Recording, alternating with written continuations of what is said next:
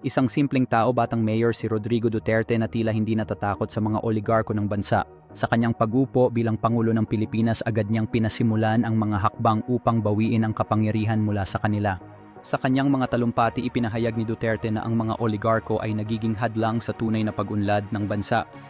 Ang mga proyekto tulad ng Build, Build, Build ay naglalayong bawiin ang yaman para sa mamamayan at ipakita na hindi sila natatakot sa mga mayayamang negosyo.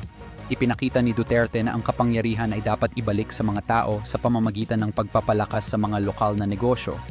Sa pamamagitan ng pagtulong sa maliliit na mamamayan, unti-unting nabawasan ang impluwensya ng mga oligarko sa ekonomiya. Isang mahalagang hakbang ang ginawa ni Duterte nang siya ay magpasa ng mga batas na naglalayon na bawasan ang monopolyo at itaguyod ang makatarungang kompetisyon.